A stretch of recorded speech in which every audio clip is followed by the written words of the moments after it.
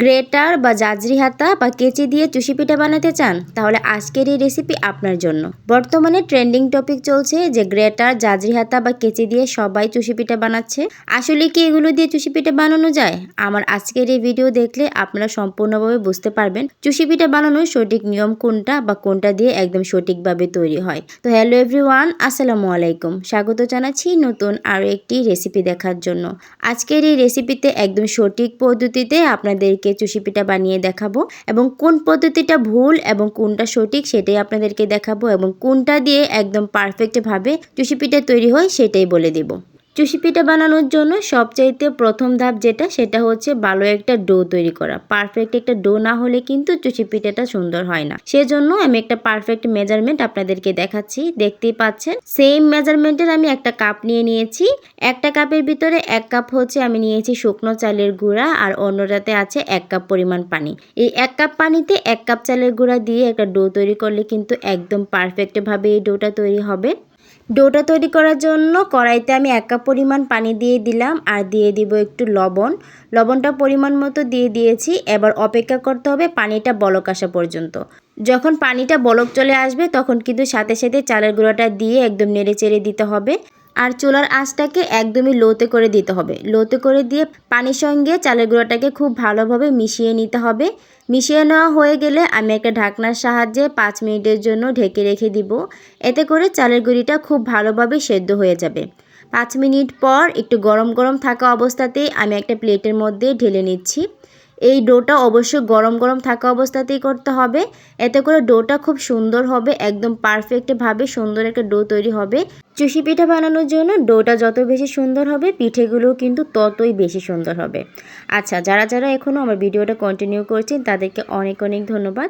আর please একটা like দিয়ে ভিডিওটা কন্টিনিউ করবেন। আপনাদের একটা লাইক আমাকে নতুন নতুন ভিডিও বানাতে কিন্তু অনেক অনেক বেশি অনুপ্রেরণা যোগায়।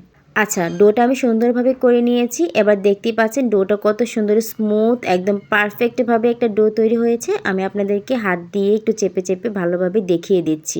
এরকম সুন্দর একটা ডো তৈরি করে নিতে হবে। আর এই ডোটা দিয়ে কিন্তু পিঠাটা একদম সুন্দর পারফেক্টভাবে তৈরি হবে। এবার হাতে অল্প অল্প করে একটু ডো নিব, আর এভাবে করে হাত দিয়ে ঘুরিয়ে ঘুরিয়ে সুন্দর একটা লতার মতো তৈরি করব। আমরা যখন ছোট ছিলাম, মা দাদিরা যখন এরকম করে বানাতেন, আমরা তখন এরকম লতা লতা করে তৈরি করে দিতাম, আর আমার আম্মা বা দাদি সুন্দর করে এগুলো কিন্তু তৈরি করতেন। দেখতেই পাচ্ছেন এইভাবে করে ছোট ছোট করে আমি প্রথমে টুকরো টুকরো করে নিচ্ছি। আপনাদের যাদের একদম পারফেক্টভাবে তৈরি করতে কষ্ট হয়, তারা কিন্তু এইভাবে ছোট ছোট করে টুকরো টুকরো করে তারপরে হাত দিয়ে এইভাবে করে ঘষলেই দেখবেন সুন্দর একটা চুষি পিঠার গঠন চলে আসছে। আপনারা দেখে নিশ্চয়ই বুঝতে পারছেন, আপনারা একটু খেয়াল করুন।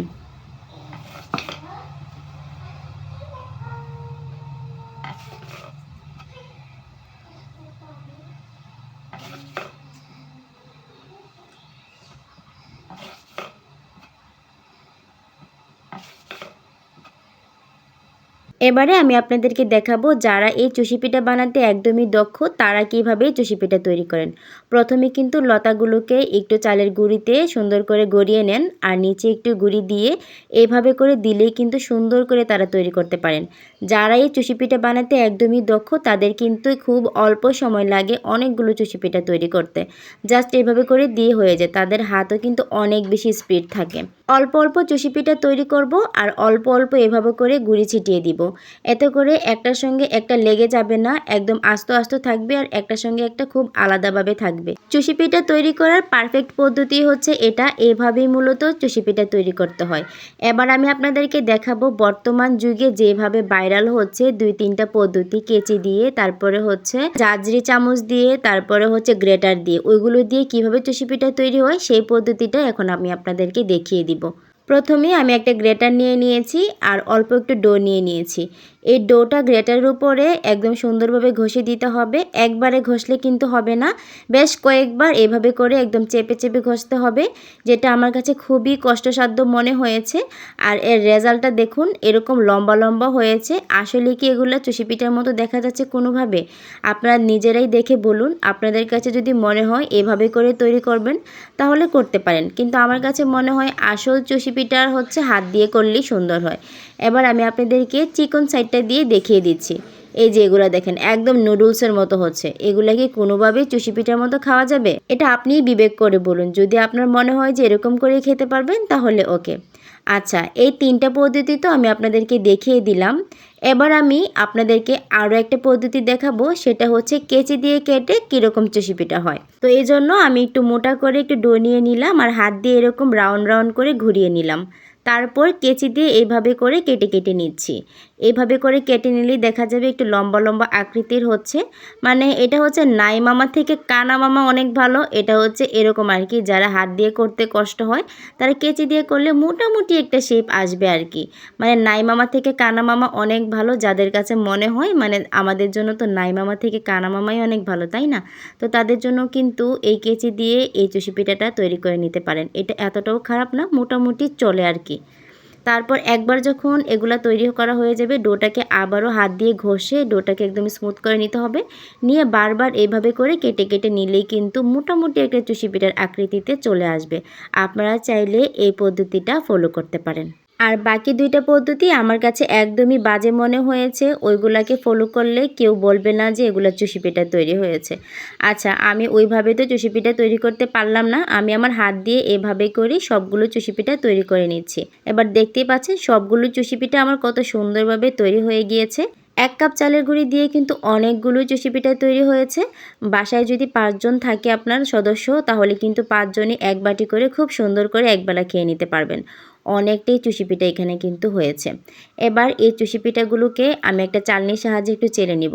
যেহেতু এখানে এক্সট্রা অনেকটাই চালের গুঁড়া আছে, এই চালের গুঁড়াটা যদি আমি শিরাতে দেই তাহলে কিন্তু অনেক ঘন হয়ে যাবে। সেজন্য চালের গুঁড়াটা আমি এখানে ঝেড়ে ফেলে দিব। চালনিতে নিয়ে এভাবে জাগানোর কারণে দেখতে পাবেন এক্সট্রা যতটা চালের গুঁড়া ছিল সবটাই কিন্তু পড়ে গিয়েছে। আচ্ছা, এবার আমি চুলাতে একটা কড়াই বসিয়ে দিয়েছি। সেম মেজারমেন্টের কাপের ভিতরে আমি 1 কাপ থেকে অল্প একটু কম পরিমাণে চিনি নিয়ে নিয়েছি। এবার এই চিনিটাতে কোনো পানি না দিয়ে একটু ক্যারামেল তৈরি করব। ক্যারামেলটা যখন একটু লাল লাল হয়ে আসবে তখনই কিন্তু আমি এখানে দুধটা দিয়ে দিব।